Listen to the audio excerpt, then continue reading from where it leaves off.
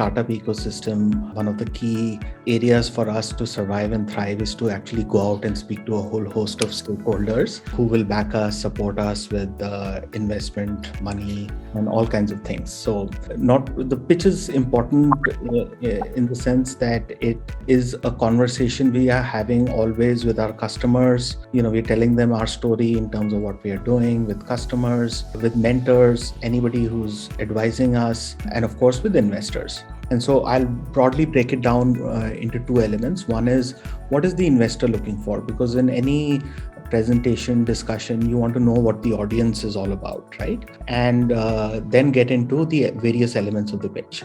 I think this is one area where, in our experience, VFT working with startups, we think almost all the companies we have startups we have interacted with, can do with some improvement. As you guys move along your journeys and get investments, you will see that your pitch improves with every iteration, and this is a first step in that direction. I think more than anything else, it is a great way, and that's what I want to focus this session on. It's a great way to discuss all elements of your business model. And your business model, as you know, is right from the problem you're solving, your solution, how you're going to make money, how you're going to get customers, what do you need to execute and be successful in terms of money, what is the market traction you've got, what are your customers saying, all of that comes together in a pitch. So in some ways, I would encourage you to look at this session as a discussion on your business models and various elements of your business model. Also, more importantly, use the pitch as a mirror to look at how external stakeholders are viewing your story. Because eventually it is about convincing other people to support you in your journey. And this is an excellent mirror, the pitch. Think of yourself as a fly on the wall, watching yourself giving a pitch to an investor. And what do you think of it? How are you coming across? I think that's another important element which I would like to highlight.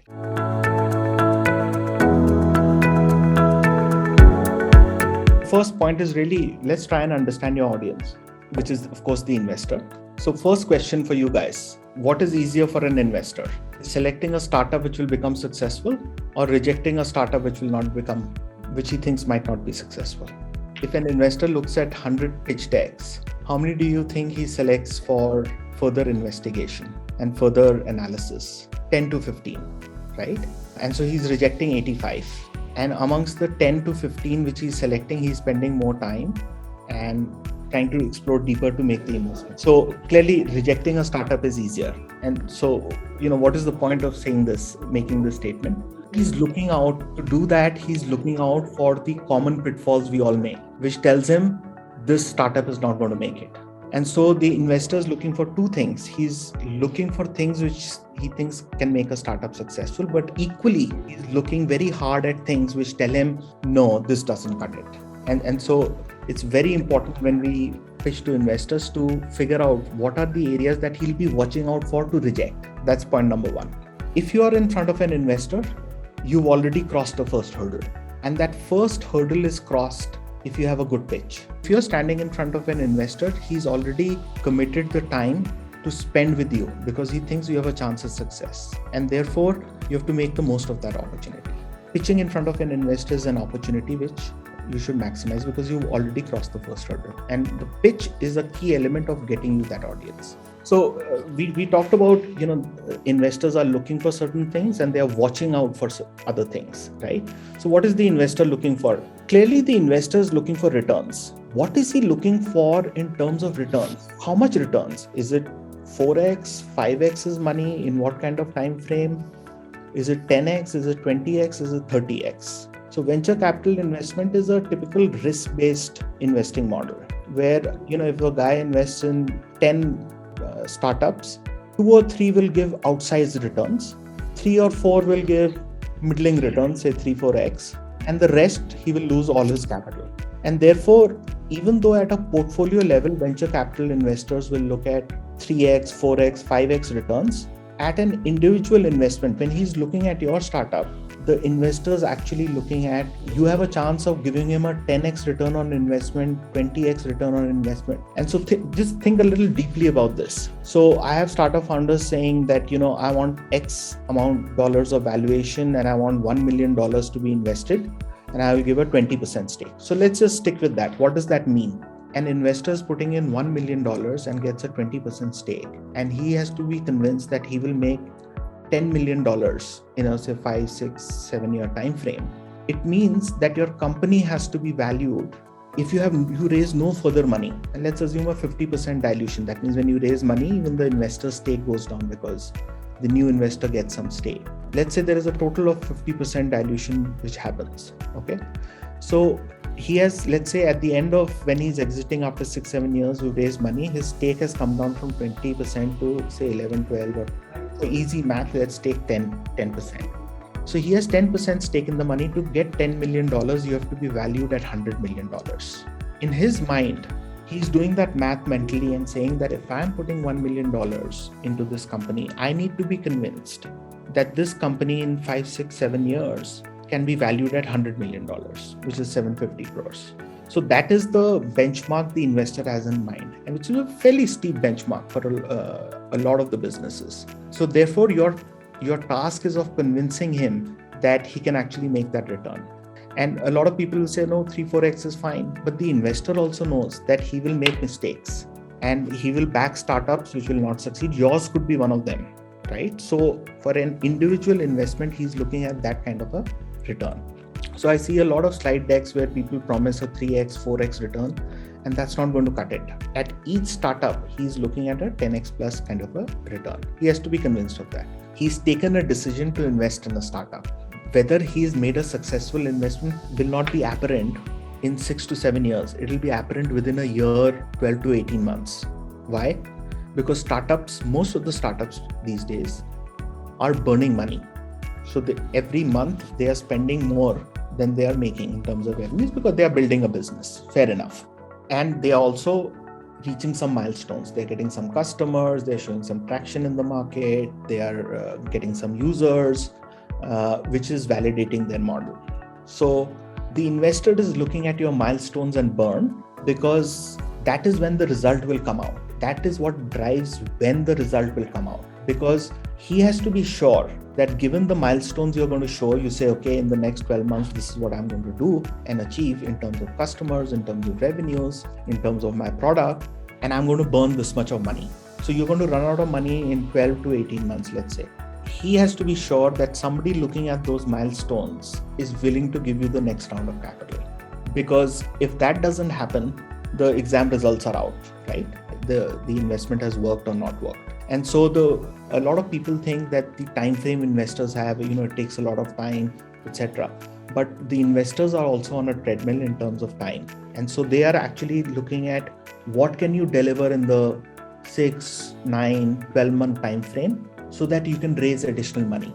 A lot of the startup founders will say, hey, this takes time to build, etc.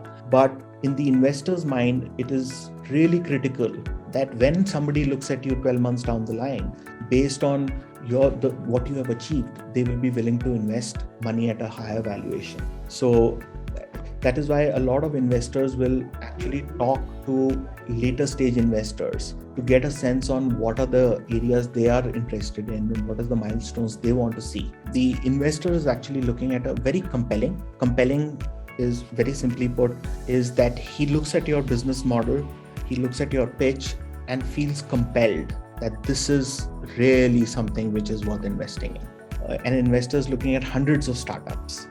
And when you are hearing a story, you say, oh, I've heard this story before. So it has to be very differentiated. Please know, in whichever sector you are in, there are many companies and they're all going and telling a story on how they're going to be successful.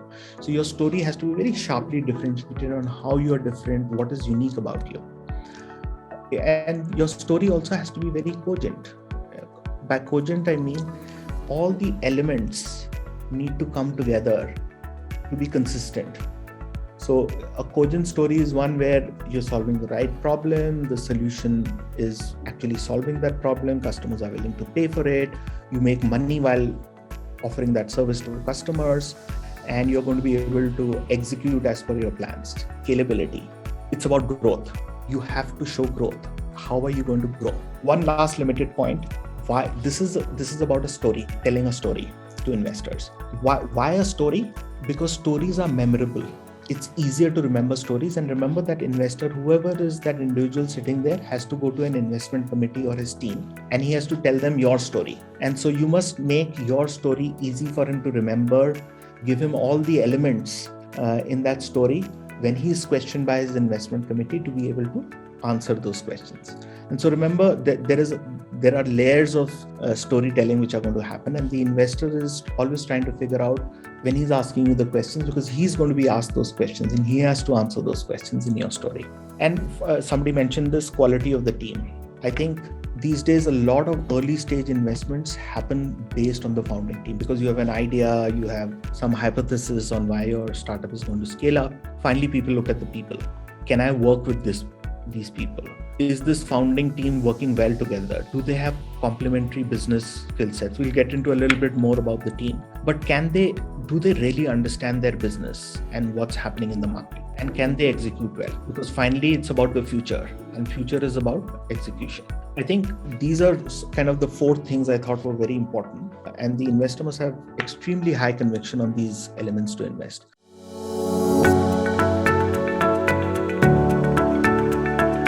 A lot of people are solving problems which they are, of course, very passionate about. They are solving a genuine problem, but the market is not large enough. So the market must be large. Let's say you're selling to some segment of customers. You're a SaaS-based company and you're charging them 10,000 rupees a year for your product. And the market has maybe 30,000, 40,000 customers. Even if you get 10,000 customers, a lot of startup founders are very excited. 10,000 customers at 10,000 bucks a year.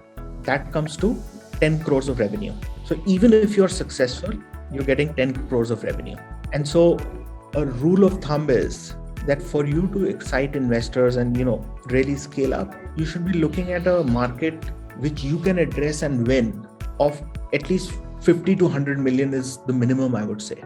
And so the market plays such an important role in an investor's decision making that is something that you need to nail. The startup founders respond to this by saying, hey, I will define the market in very general big terms. This is a massive market growing, but investors are also interested in what are you targeting? Your product is very specific. So it's targeting a certain segment, a certain category of customers, and what is the market size that you can address. A fragmented market is where there are hundreds and thousands of players, many players, pick a number, where there are lack of entry barriers. And it's very difficult to differentiate yourself. And there are a lot of people startup founders who are in such markets, and you really have to think, how are you going to be different? Can you be different? For so many years, there's so many players in the market. Why? You have to ask the question, why have there no large players emerged? So I give an example of UDP restaurants. UDP restaurants are typical fast food, South Indian food service restaurants. These are, and they're at fairly economical price points. You look at hair salons, right? These are very fragmented markets. It's the nature of the industry. What is the entry barrier? There's no entry barrier. And so that's another put off. Moment people say, there are too many players in it. There's a very lack of differentiation there. Can you really build value in this market? Having said that, sometimes founders, entrepreneurs find a way of consolidating that market because they come up with a business model which is able to consolidate that industry. But that's very tough to do. So in general, fragmented markets with entry barriers are a strict put-off. So IBM came out with this AI-based model which would scan thousands of cancer research papers on what treatment protocols to follow for various kinds of cancers. Cancer is a very complex disease. So this was basically meant as a tool for doctors to, enter the patient details, the kind of tumor they have, and, their blood work, and it would recommend which chemotherapeutics, which are the cancer drugs which are to be used. It didn't take off. It was a great product because in a lot of the markets, the doctors considered this as competition. They said, our expertise is being challenged by IBM Watson. I have lots of on-the-ground experience in terms of what works with patients. So I have seen personally a lot of companies, startups, saying that we will tell doctors what to do. And the first question that is asked is, do you understand how how is the doctor looking at this? So understanding the market, competitor, stakeholder dynamics is really a key element. And investors will sense that in your pitch discussion. They just have to ask you 2 or 3 questions. So having a very good understanding of what's happening on the ground in the market you're targeting is very important. Lack of focus. If somebody is saying, I will do this also, I will sell a premium product also, I will have something for everybody, then that raises alarm bells. Okay, so I will serve a premium market, I will serve a price conscious market, because the operating models are very different. If you're in a premium 5-star hotel, the service element is very important versus a do it yourself, sort of self-register, walk in with your mobile phone, enter the hotel. The models are very different, the customers are very different. And so there are trade-offs involved. There are choices involved in your business model in terms of your product service offering. And you have to make those choices, because that shows your level of clarity and your understanding of the problem and the solution that you're offering to solve that problem. I think all these elements are very important for the execution of your business model. Forget about the investor. It's important for your success as well.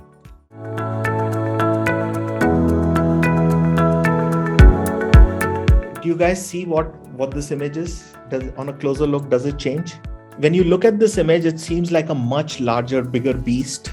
And then you see the small head, which is where the nose is, right? And it looks very different. What is the point I'm trying to make here? So when you're in front of and somebody mentioned this, your credibility is very important. And this you have to keep in mind. All founders love their startups. That's their life. And they're very optimistic. Agreed. No problem with that. But there's a distinction between facts, hypotheses, and opinions. Some fact is a fact. This is what the market is. This is what is happening in the market. You have some hypothesis, which is, customers have this problem. Nobody's really solving it. If I solve this problem, then I will get customers. Customers want this. And then you have opinions. One challenge which I see with a lot of startup founders, they present a lot of their opinions as facts. It sends all kinds of messages and signals to the investor, and all he needs to do is ask you a few questions. And when they get into a little bit of detail, if a different reality emerges, either of the product or the solution or the size of the market that you're talking about, or your actual product validation, some people will say, hey, my product is really good, it works. And the investor will say, where have you tested it? Let's say it's a hospital product. They will mention some hospital in a small town, in an unknown hospital, and there, one doctor has tested my product. So it gives a totally different message, while earlier on the founder spent 20 minutes saying how good their product was and how they're going to change the entire medical market. That is a clear put off for an investor. Why? Because you're the guy he's going to back, right? You're the founder. And if you don't have credibility, it's a problem. And it's not about, it was just one small thing. And I give you the cockroach example. It's a favorite example of mine. If you see a cockroach in a restaurant, you tell the waiter, hey, there's a cockroach there. And the waiter says, no, it's only one. I don't know where it came from. We all know that there's going to be lots more, right? And so your credibility is very important. Please make sure that what you represent, you're very knowledgeable about what you're saying, and you distinguish between facts, hypotheses, and opinions. It's very important, because it comes as a shock to the investor and say, I just asked 2 questions. Maybe everything else is also going to face the same thing if I go deeper, right?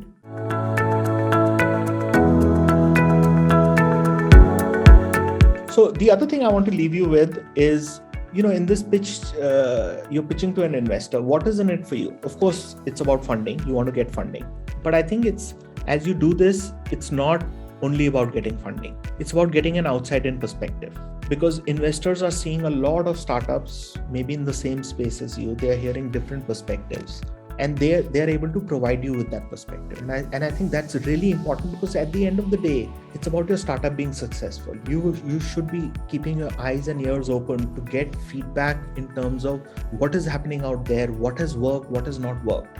You will always learn from your own experience, but can you learn from other people's experience? And the investor, his feedback is actually bringing in years of experience of talking to founders on what has happened. This doesn't work. People have tried it. So that outside-in perspective is also very important, which is why going out, telling your story and getting feedback on it becomes very important. I mentioned this, there's feedback on your business model, and it gives you ideas and it gives you pivots. Investors will often say, hey, your idea is great, but maybe you should look at it this way because people have tried it. And so this whole exercise is not only about getting funding, but getting a very good, as I mentioned earlier, idea of your own business model and being able to look at it from an outside-in perspective. You're almost like a fly on the wall and saying, hey, I'm not involved in this. I'm looking at this. If this was somebody else's pitch deck and I was looking at it, what questions would I have? And remember, this is a comment as an investor I used to give to a lot of the startups, is entrepreneurs often prove investors wrong. Every well-known investor has a sort of anti-portfolio. An anti-portfolio is the good startups we saw but didn't invest in, and they became very, very successful. So keep that also at the back of your mind. It's not the end of the story for you if a few investors have rejected you. Equally, they have a lot of insight, and so you should listen to them, take their feedback, and move around. So with that, I think with that positive note that entrepreneurs are the reason why investors exist, and they often prove investors wrong. Let's move on.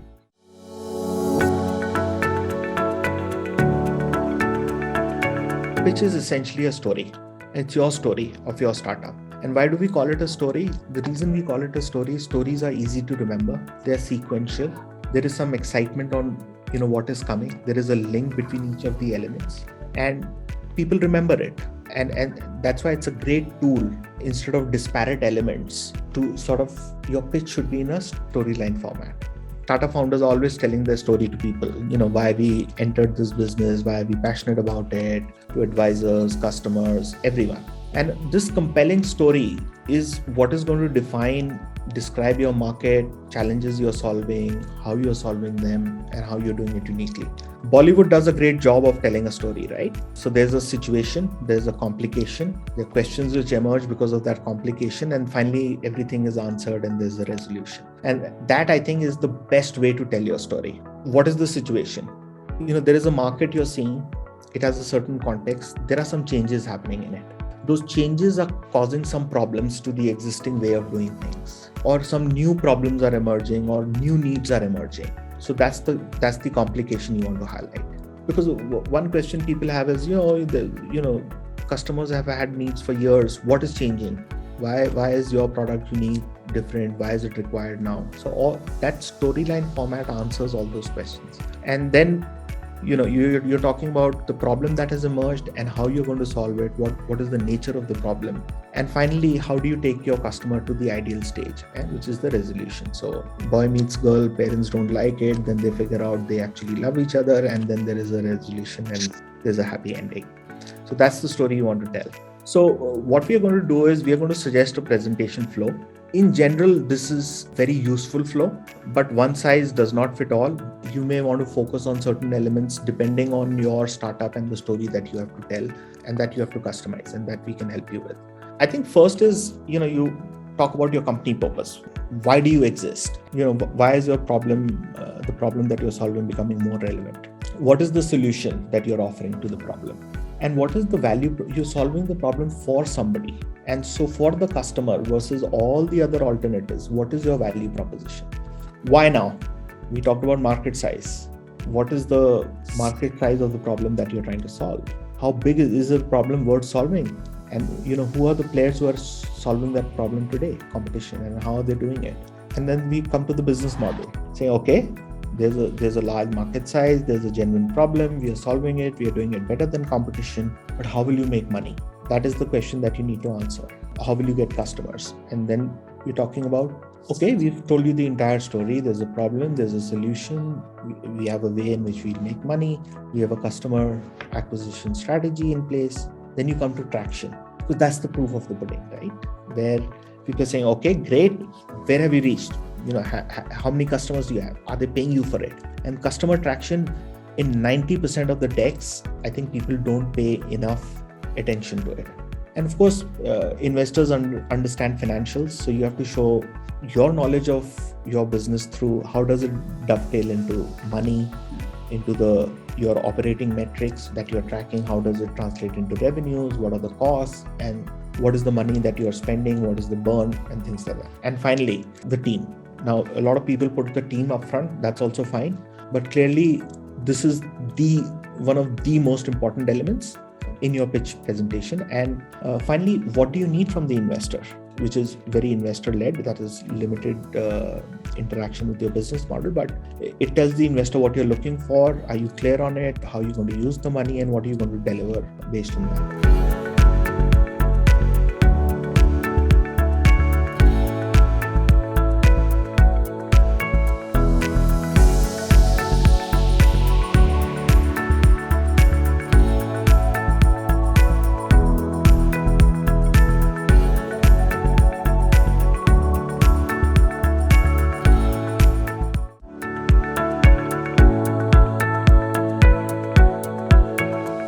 We have a company purpose. It's a tagline for your business. In a very short declarative statement, it just says what you do. What it also does, it captures in a very simple manner your value proposition for your customer. I have seen a lot of startups put in all the features, all the things that they're doing, and it ends up confusing the hell out of an investor. And it also tells the investor that you yourself don't have clarity. And in some ways, if you've spent enough time on your business, you should be able to reduce purpose of your business to a single declarative statement. It makes a huge impact. It's a subconscious impact, but it makes a huge impact. So let's do an exercise here. Okay. Get fast and reliable transportation in a medical emergency. What is this about? This is about an ambulance service provider, right? Provide you with solutions for your business to identify, attract, retain customers by increasing their engagement with your products and services. It's not simple. There's a little bit of jargon, not too much, but it doesn't tell you what the company actually does. Your company purpose has to get to the core of what you do, and it should be understood in a split second. Why now? This is really saying, why is it that my product or service is especially relevant today? Inherent question, why was there no need for a similar product or service before? This is the chance for you to actually create a compelling reason on why you exist. So the better you can do this, the better you can convince somebody, an investor especially, on why your product or service becomes very relevant today. Set up the historical evolution of your category. So I have just taken an example. If you see, typically large consumer brands were distribution-led. They had a lot of distributors, warehouses, and they spent a lot of money on marketing. And they had large consumer brands. So the Unilevers, Procter & Gamble's, Coca-Cola, Pepsi, they outspent everybody. And there were no small drink brands, for example. Small companies just found it very difficult. They'd just be niche markets. What has happened? Recent trends that have made your solution possible. Let's look at the D2C brands. There's a plethora of direct-to-consumer brands selling all kinds of stuff, health, food, cosmetics. Who are they using? They're using influencers on Instagram, on YouTube, who are paid a commission for every sale they're able to do. That's because of technology. So something has changed. Last mile delivery. Now everybody can deliver online. You tie up with a last mile delivery provider. You can get your product in the hands of the consumer for a cost. An example of trends and technology solutions that are happening. There may be market changes as well. You have to identify why your product, what are the changes in the consumer market, in the customer, in your industry, and any innovations that are happening in the market which enable your solution to become possible.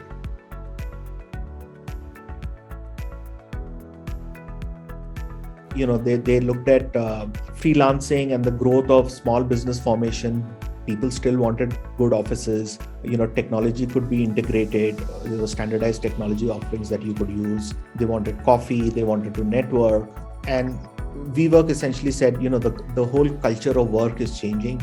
And that is why our solution is now becoming relevant. You need not have an office of X size. It's flexible. Your employees are on the move. Some are working from home. And it sort of clearly articulated the changes in the market, which were driving their business model.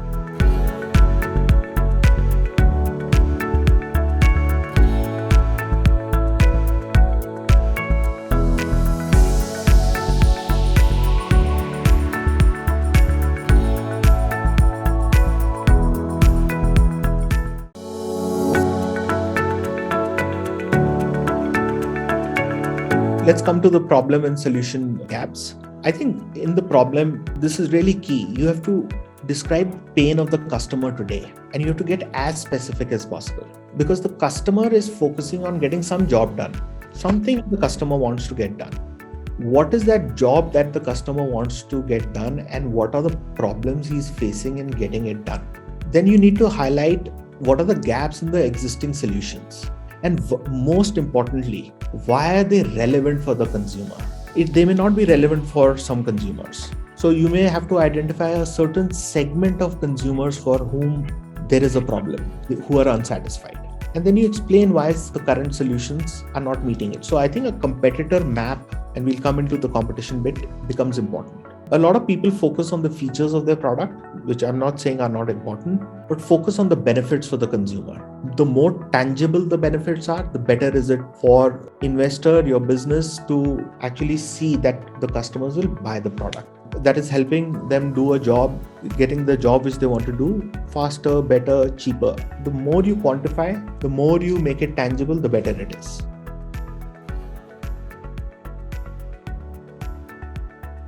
Dropbox, customer problem. People are working on multiple computers. They work at home, they work in the office, they work on the move, they work in teams, they're sharing files. It's rich content, and they don't want to lose their files. They identified the change that was happening in the market, and they said it's still a pain to do this. Airbnb, people are looking for low-cost options. It's an important concern for people booking online. Hotels are very standardized. They're in standard places. They leave you disconnected from the city and its culture. It's expensive. There's no way to stay with a local who has a spare room or become a host yourself. So clear need identified. There's a change happening in the market. Then you talk about introducing your solution. A few thoughts on that. How are you making the customer's life better? And there you really have to get in what is relevant for the customer. A lot of people will talk about things which are, nice to have, but are they really relevant for the customer? Is he willing to pay for it? I think that is very important. Explain how your product works. Articulate the features and the product architecture very clearly. We are better because we have these particular things which are really relevant to the customer, and this is how it works. And why we are unique, I think that's obvious. I think it's a good idea to give a live demo. Though in a lot of pitch sessions, if you do a demo, it has to be really short and punchy. It cannot be long. Maybe a 2.5 minute video is the way to go. And you have to really put thought into it to get your message across without taking up too much time.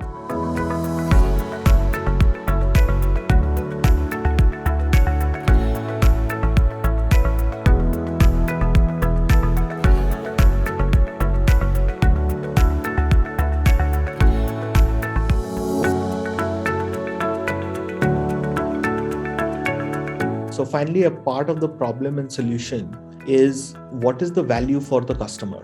Try to make it as tangible as possible, because the customer is going to take decisions, especially B2B customers, are going to take decision on very tangible metrics. There are intangible metrics, but finally for businesses, it has to reduce to some very, very tangible metrics, and we'll talk about those. I think on the B2C side also, there are tangible metrics like cost, quality, convenience. Very tangible, but intangible needs also you can highlight, and they are also very important because consumers do take calls based on intangible needs.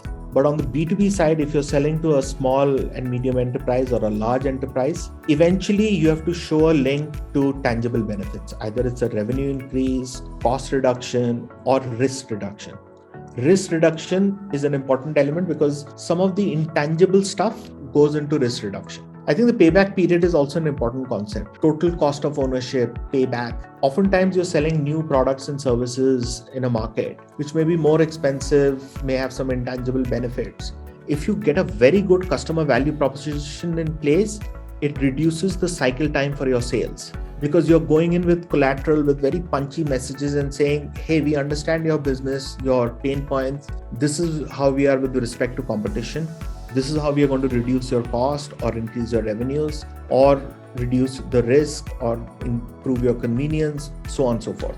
Airbnb, save money, make money, share culture. So very specific benefits for consumers, which people can understand. That's really the relevance of your customer value proposition.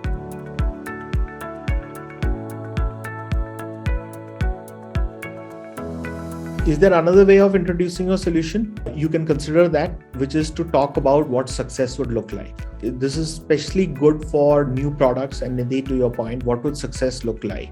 Because it's a new product or service in the market, you can get in buy-in from investors because of the utopia or the final end state that everybody can agree on. As an example, if this is not clear, is say, what is the ideal stage for your customer? What would people say? Oh, in a dream world where everything is perfect, this is what things would look like. And then your story is crafted around achieving that value proposition. And your goal is, once the investors agreed and everybody agrees that that is an ideal stage to reach, then you start talking about how your product helps the customer reach that ideal stage. As an example, we are talking about Dropbox. In a perfect world, your files are available wherever you are, on any device. Never worry about losing data. Sharing media is really easy. It's just about dragging something and dropping it somewhere, right? You can go that route as well. But clearly, then you have to show the pathway to that. And that perfect world is, everybody has to agree is the perfect world. So that's another way of doing it. Very few products and services this works, but it works in cases where your product idea is very new and people have to imagine the future. And so you actually show the future on how it will look like.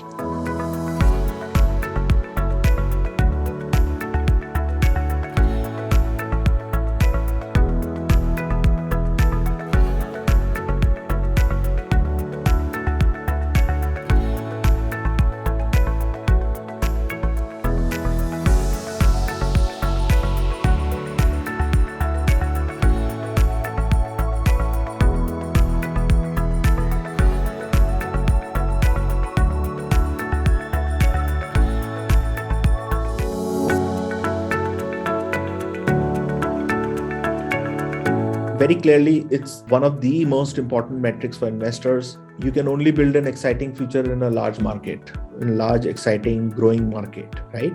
First step is really, who is the customer you're targeting? Because your product and solution solves problems for a certain type of customer for whom it is not just nice to have, but he really wants that product or service and is willing to pay for it. Getting a very good description of your target customer segment and then going into the market size. So you can start off with a total addressable market, that this is the total market for the broad range of services, so people have a sense. But then you have to go to your serviceable addressable market and look at the market that is addressable by you, which is a more bottoms up. Overall SaaS market is so much, overall retailer market is so much, but I'm targeting restaurants and hair salons. And that market is so much. There's so many thousand restaurants. They are spending so much on XYZ. Therefore, that's the size of the market. And then you talk about the serviceable, obtainable market, which is really saying that this is the share I can get in the market. And there, the fragmentation of the market is important. If there are thousands of players, you can't talk about a 25%, 30% market share. Versus that, if there are very few players in the market and you say, I've come up with a great solution, then you can talk about 20, 25% market share. Typical example here, stylized example, is Airbnb. How many trips are booked worldwide? Out of that, we are going to target the people who are price conscious, budget and online. These are savvy people who want to do stuff online. That's our serviceable available market. And the share of market we'll be targeting is 15%, 84 million. That's how you sort of build your market size. It's very structured. It tells the investor that you've thought through this. You've really narrowed down to your customer segment. You understand which segment will buy your product. Because if you don't know which segment will buy your product and you leave it really vague, then the investor is also saying, if they don't know their customers, how they're going to target them? Do they have a clear plan? How will they build up the infrastructure to cater to the size of the market if they don't know the size of the market? And so it's important to sort of put that thought into your customer segment and how big that customer segment is.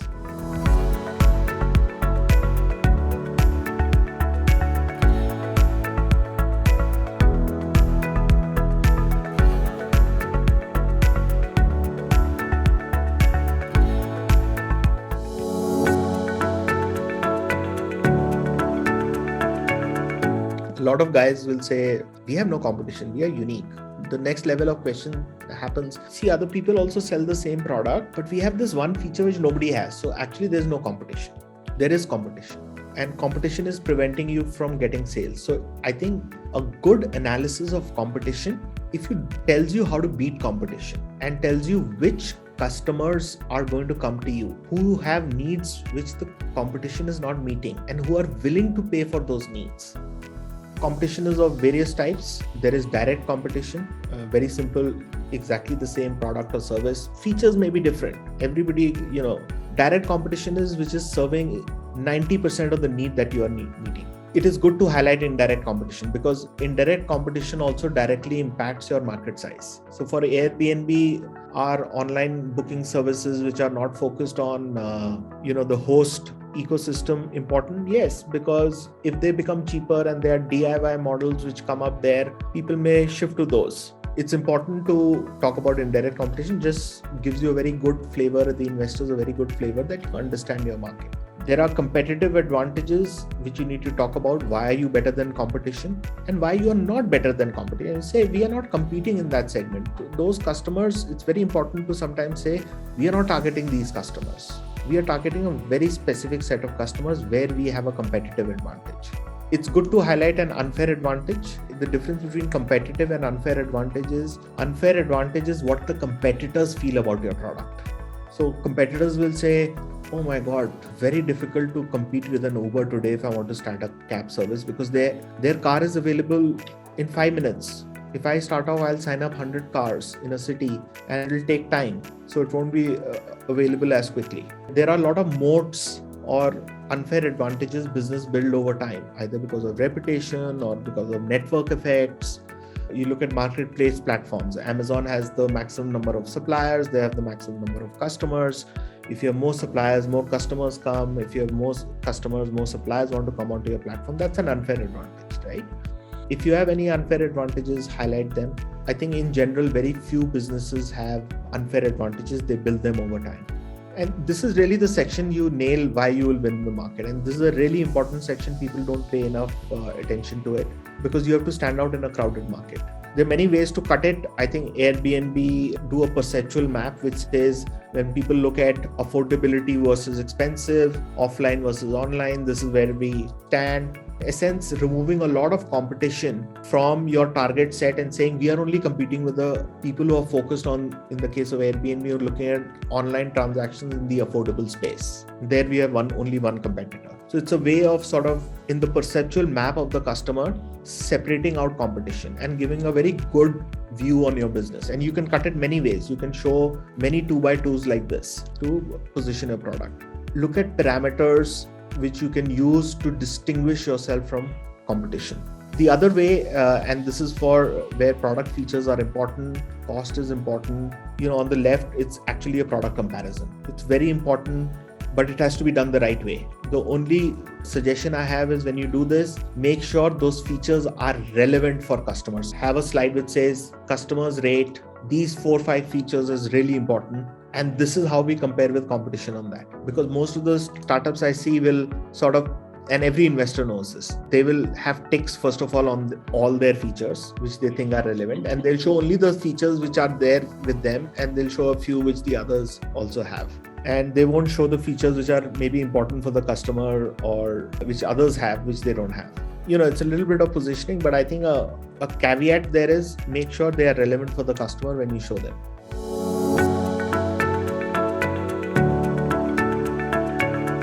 The best business models are simple to understand. If you have a complex business model where you're doing multiple things, it's a put off. People will spend some time, but they'll say, lack of focus, there's too much happening here. So it has to be simple. Remember, we are telling a story. This is about a pitch. So the simpler you can make it, but it should capture the essence of what you're doing. Business model is essentially how will you create value? So what's your solution and how much it costs? Very important. A lot of people don't even put their costs, gross margins and things like that. How much does it cost you? How will you deliver value? How will you reach your customers and deliver it to them? And the cost of doing so. There's a sales team, maybe you're paying distributors, there's a logistics cost, there's a customer acquisition cost to get your customers. You're selling through Amazon, there's a cost of that. How are you delivering that value?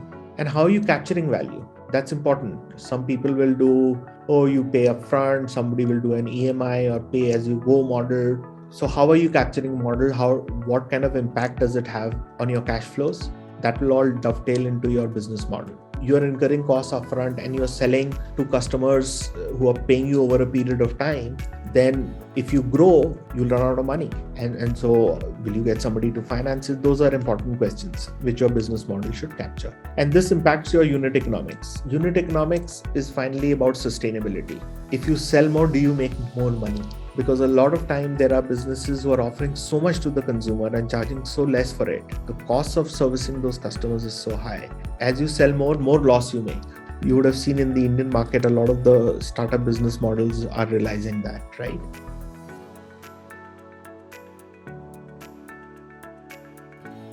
Airbnb, very simple. There's so many trips. On an average, there is 3 nights at $80 a night, $250. We take a 10% commission.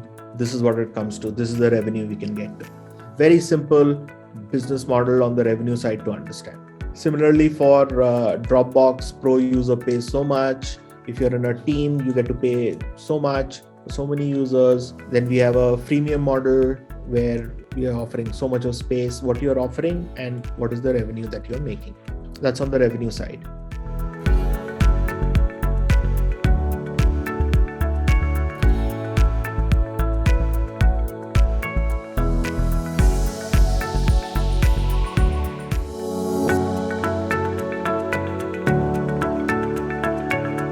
Customer acquisition strategy, really key. Go to market. How are you going to get customers? How are you going to first inform them of your product? How are you going to reach them? How are you going to convert them, get them on board, develop them and sell more to them and eventually retain them? So you have to talk about how are you reaching out to your customers? How do they get to know about your product, the promotional channels? How is your product going to reach them? Are you going to use some distribution channels? Are you going to go to an Amazon? Are you going to use some resellers? How are you going to sell to the customer? This is especially important in businesses which are more complicated, where the sale is more complicated, where you have to reach out to people. Are there channel members who are reaching the same target audience? How are you going to use them? And are there any strategic partnerships? I think this is best done through an example.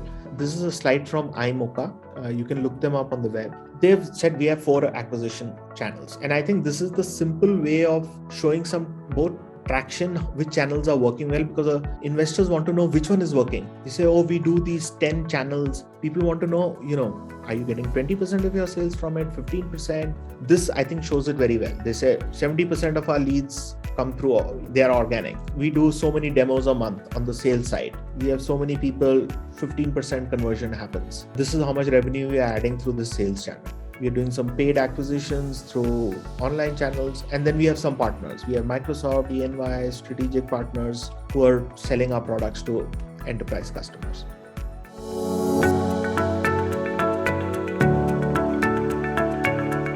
Market traction, I think that's the proof of the pudding. This was what tells investors that your stuff is working. Quality of engagement, paid customers, how many people are using it, how much time are they spending, how much is the engagement, what is the quality of the customers that you're getting, sophistication of those customers, are they industry leaders, are they big customers who take their validation is really important.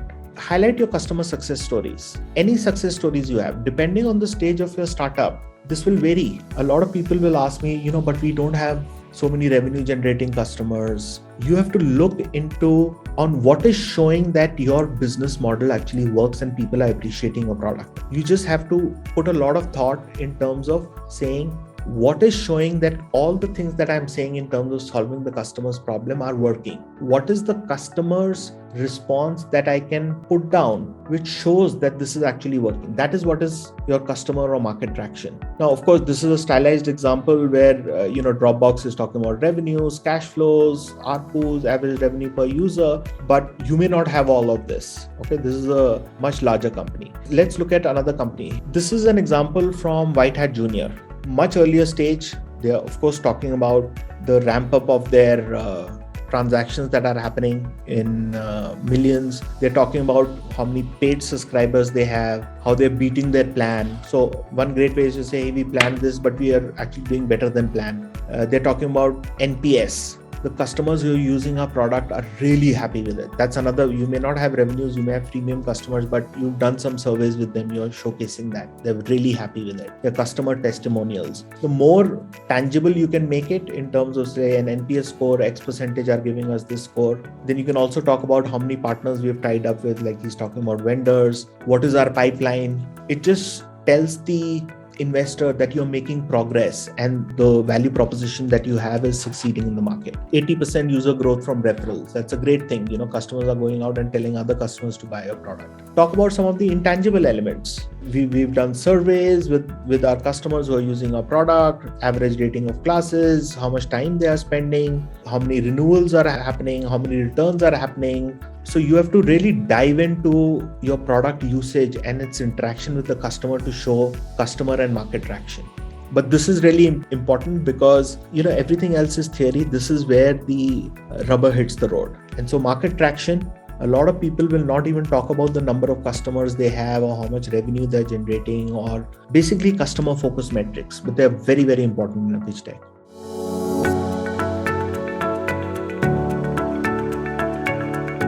The next section was on financials. I think the key element I would like to highlight is keep it simple.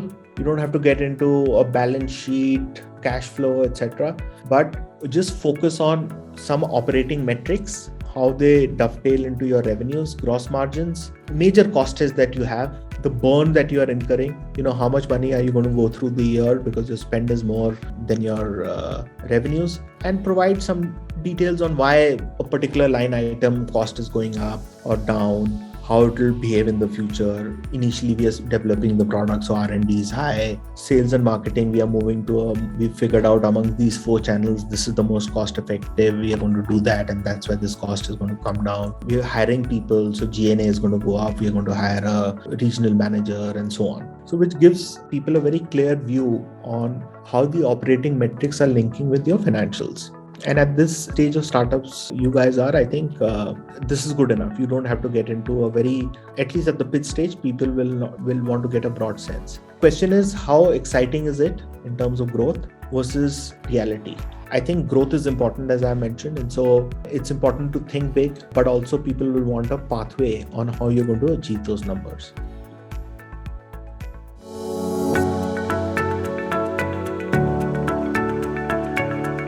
Coming to the most important element, I know I've said that for a lot of the elements here. This is really key. Highlight your relevant functional and domain expertise. I think that's really critical, where you're saying, I'm in this AI area, or I am in software development, or I am in selling to this customer segment. I have worked with this in this area before, or show your industry experience. All that you've done in the past, how does that help you in the job that you're doing today? I think cull that out. Don't be shy. Bring that out. Show that linkage to what you're doing. I think it's fairly obvious. Show complementarity in your skill set with your team members. So you're good at something, the other guy is good at something. How do you, for all the things that your company will need, let's say it needs 3 or 4 skills, how do you show that your team members provide that? And if you don't have those skill sets, talk about them. That, we are looking at getting one co-founder with this. It shows the investor that you've thought through what is the organization that's going to be required to execute. Show that complementarity, let that reflect in the pitch discussion. I'm not saying keep moving from one team member to the other, but if there are some detailed questions, say, my colleague here looks after technology, he has. So demonstrate this complementarity of skill sets and your ability to work together. Passion goes a long way. I don't have to tell you about this guy, but show your passion. Shows implied commitment, that you're fully focused on that. You have to be full time and say, this is what I do. This is the only thing that I do. If you have advisors, relevant expertise, talk about them and their level of engagement, how much time. A lot of people will put names, but next level of question, how much time do they spend? And they do a little bit of reference. The level of engagement is not there. So make sure there is a level of engagement. If they have invested nothing like it, there's skin in the game. This is again an example of White Hat Junior. We'll share the presentation with you, but see how they talk about the CTO's experience. The operations guy is coming from Oyo, which is very operations intensive. The product guy is coming from Amazon, who's done that before. Now, this is of course a very stylized example where they have a complete team, but I think it just tells you how you should be thinking about showcasing your team. On the curriculum side, they're doing computer training for children. They've got computer science engineers, curriculum experts, and so on. So they're showcasing, okay, to deliver to this market, we've got a team with complementary skills.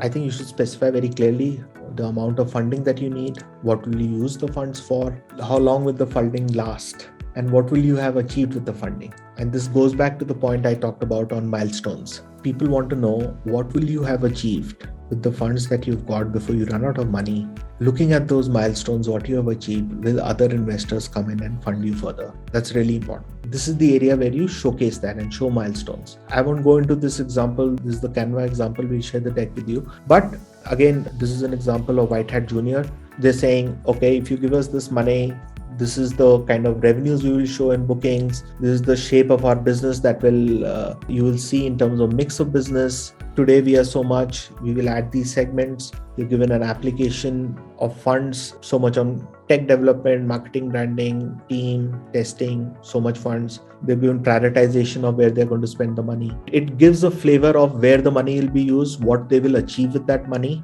what results will be standing in front of them at the end of those, after achieving those milestones.